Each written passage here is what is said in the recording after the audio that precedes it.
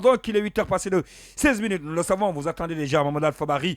Mais nous allons partir tout de suite avec Tomou Traoré, avec moi dans ce studio et sur ce plateau, qui d'ailleurs, nous disons grand merci pour la présentation de la première grande édition de nos informations sur Dioma FM. Tomou, bonjour. Bonjour, cher Alors, Saliba, apparemment, bonjour il n'y a tous. pas de prise de crise de carburant. Oui, c'est ce que nous faisons. On a vu des files d'attente dans certaines stations de service, sauf que le démenti a été apporté encore une nouvelle fois, une nouvelle fois par le directeur général de la SONAP. C'est bien précisé une nouvelle fois parce que ce n'est pas une première. J'ai comme l'impression qu'ils sont devenus maintenant de la routine. De la routine Oui. pour les Guinéens. Hier, à la grande surprise, les populations ont constaté quand même qu'il y a quand même manque de carburant. Et certaines stations-service qui étaient quand même ouvertes, on disait carrément aux désireux de l'or noir qu'il n'y a pas de carburant. Donc la psychose a commencé à s'installer et je pense que c'est tard la nuit que le directeur général, à travers donc, un communiqué a dit que Alta Lentox, la Guinée ne connaît pas de pénurie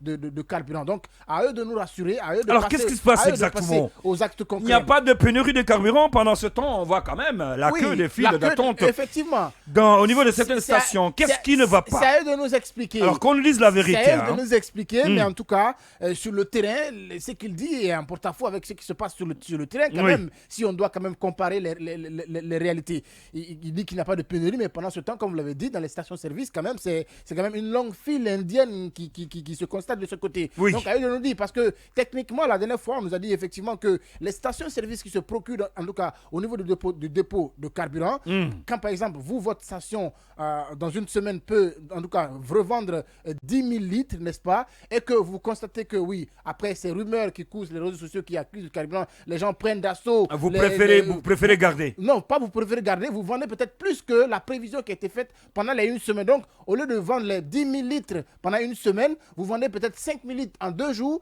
et au bout de 3-4 jours, vous avez fini les 10 000 litres et vous êtes obligé de repartir au dépôt. Oui. Ça fait que les prévisions, ça force le calcul. Oui. Et puis après, il y a quand même crise partout. Donc, à eux de travailler sur ça techniquement et pour que ça ne soit Donc, pas... ça veut dire qu'à cause des rumeurs, il y a plus de demandes que d'offres. Effectivement. Que de disponibilité. Exactement. Sinon, Ok. il nous dit que le Oui. bateau est accosté là, il y a carburant quand même en Guinée. Mais D'accord. après, Attendons quand il y de a voir rumeur, les heures qui suivent. c'est quand même les raisons techniques qu'on nous a données. Mais après, il faut Oui. qu'il travaille en parfaite harmonie avec les patrons des stations-service D'accord. pour voir comment est-ce qu'il faut régulariser cette situation. L'autre chose que je voulais ajouter, c'est que c'est une bonne nouvelle en tout cas pour la classe politique parce que le RPG qui avait boudé les assises nationales en tout cas entend revenir et attend les nouvelles rétentions du Premier ministre Mohamed Biavogui. Oui. Je pense que ça est animé de meilleurs sentiments maintenant, les RPG Exactement. arc-en-ciel. Donc, ils vont examiner peut-être les nouvelles orientations du Premier ministre, mais en tout D'accord. cas, ils ne ferment pas la porte. Ils sont quand même d'accord pour la reprise du dialogue. Et en tout cas, s'ils participent, c'est une bonne chose. Il y a aussi le cas de l'IEVR qui revient, mais aussi le cas du PDM. Très rapidement, Exactement. en tout cas, à cause de ces rumeurs, il y a aussi le ministre